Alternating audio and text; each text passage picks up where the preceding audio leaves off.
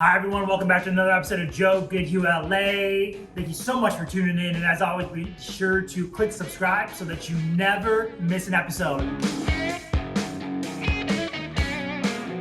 Today, I feel very privileged. I'm here with a legendary figure in the West Side community, John Henry Binder.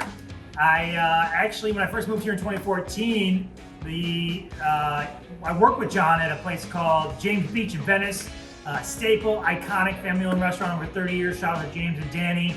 And John had been the superstar bartender and took me under his wing, showed me the ropes, and we kept in touch. But now he is an entrepreneur. Without further ado, John, let's start with you. Who are you?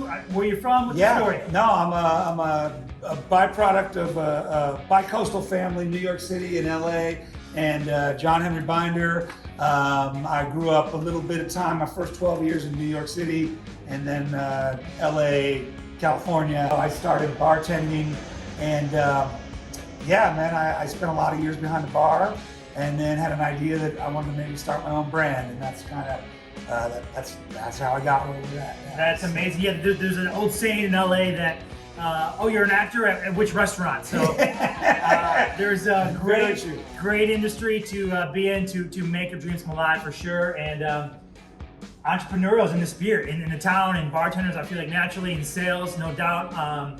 So tell us, how did the idea come about, and what were the early days like? Yeah, I'm actually sitting here at my business partner's restaurant, Bar Melody in Los Angeles, right near LAX. And Christian Warren, who's my partner in the beer, he was a bartender too. He and I met as bartenders, and there was a very big bartender fraternity, and we would all come together after our shifts at one of the local spots that we were at back in Venice back in the day.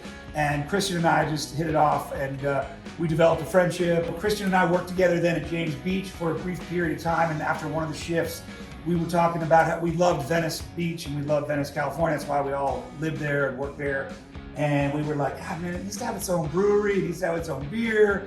You know, there was so much love for Venice and the stories in Venice. People and our investors, our potential investors that we brought to say, hey, we have this idea and everything. And they were like, well, have you made the beer yet? Let's try the beer. And Christian and I were like, well, no, we haven't made the beer yet. We're trying to make the beer. We had Venice duck. The ducks are the ducks in the canals. In the Venice world, the ducks have been these residents of the canals for all these years, as long as the Abbot started back in the early 20th century.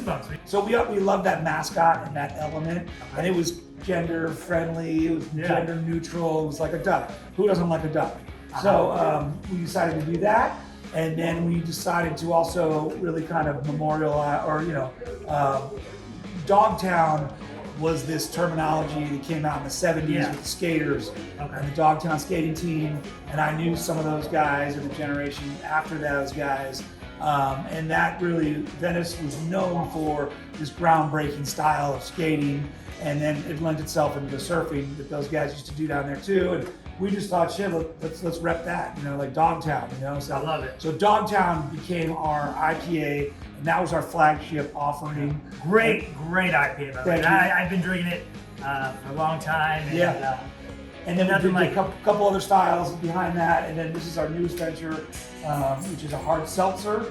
Gotta have those now. And there's a lot of beer people that probably see this and go, oh, they sold out. Well, it's not that we sold out, is that when you're watching market trends, you go, how am I going to, if they're pushing out, if they're taking up all this market space. So we decided to get behind it, and then we do Hina. We decided to brand with a Polynesian, it's a moon, the moon cycle, the moon goddess of Hawaii or Polynesian culture. So we took that element, and it's been this long road. It's been hard. Tell them, if you don't mind, I mean, obviously, it's been a tough time for a lot of people, entrepreneurs, particularly restaurant businesses. How are you guys staying afloat? Obviously, there's still demand. In fact, I think alcohol sales actually went up overall, but I think restaurant, where probably a lot of your business come from, had to decline. Yeah, so again, then you had to refocus a lot of our marketing dollars, and our focus went to liquor stores and to markets and that kind of thing. But we still decided we were going to see the vision through. So we scrounged up some more money. You take out loans, you get investors. Because you're still borrow. How long you guys been in 20? Well, we kind of since 2013. Okay. But we really got Hermitage, the brewery, really sort of took over the brand in terms of the operational side of it. So essentially, they've licensed it from us because they had to. We had reached a point about 3 years ago when the money was it wasn't there. We had a lot of successes in Cheesecake Factory and big accounts in Venice and things like that. So there were some great wins, but the reality of the day-to-day operation of a business like this, hard to compete with the big guys.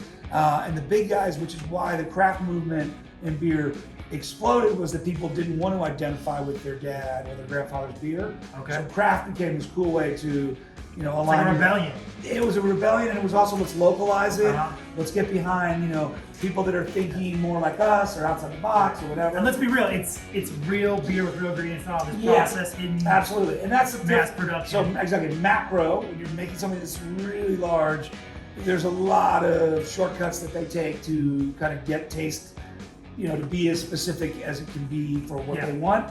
So micro, you're reducing it, your ingredients are usually more choice. We did find one of the lessons, this is really funny, our recipe for the Dogtown used these 3 hops in it, Citra, Simcoe, and Zythos. They were very hard to find. Citra's become pretty popular, but super expensive too. So as we started to figure out our margins, when we put our brand into the marketplace, we were like, this is an expensive beer to make. And a lot of beer people were like, you should have figured that out in your recipe building. But anyway, we stayed true to the recipe. That's amazing. Other 2 lines, we did a hemp seed nut brown ale called the Stoner Duck. Love that one. And that has the marijuana leaf on there. And then the That's Lucky probably one of your Duck- best sellers. Yeah, exactly. It does really well for us. And then the Lucky Duck is an agave nectar blonde. So we use agave. It's sort of a honey. You'd heard of honey beers. We decided to use agave. We were bartenders too. The agave plant, which is for tequila and for mezcal. Also, we became a sweetener. It was an alternative to fructose and honey. Man, we just we're just trying to stay afloat. Bergamot, lemon lime Hina, and lychee jasmine Hina. Those are our 2 hard seltzer offerings. And these are no sugar, very low, no carbs, very low calories. The younger people certainly are so health conscious. These are bringing more of that to the marketplace.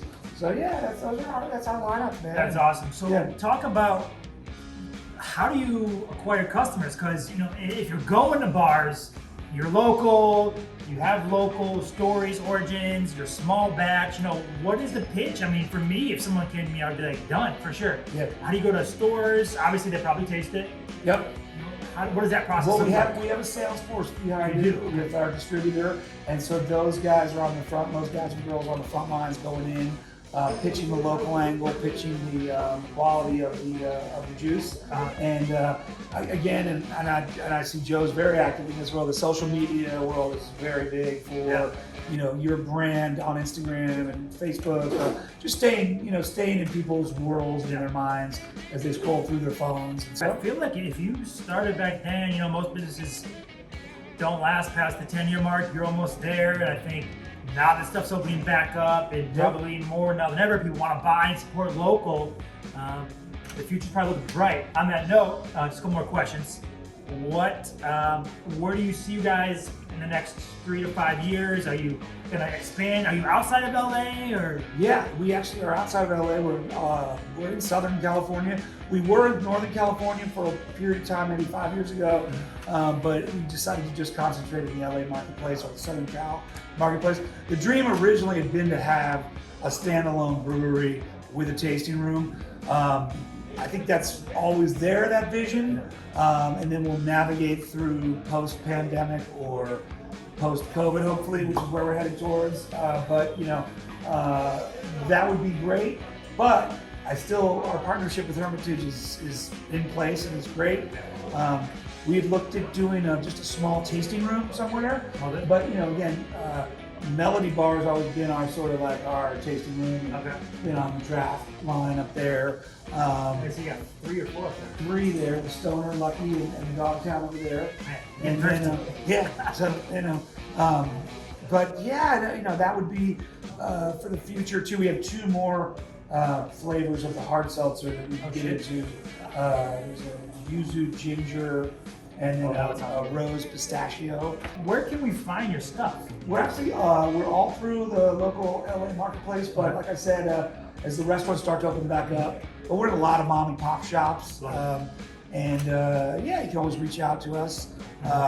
Venice Brewery. We're on Instagram and Facebook, and be sure to follow them right here. Closing thoughts. I think a lot of people are into craft brewing, making it probably now, last year at a time. What would you say to anyone who's out there aspiring to become a brewer or in the process of doing what you're doing? I think the couple bits of advice I can give is raising money for any venture that you're doing is a huge component and should be a big focus. So however you can get to people or businesses that are willing to invest in you, raise money and then raise more money. And then marketing dollars.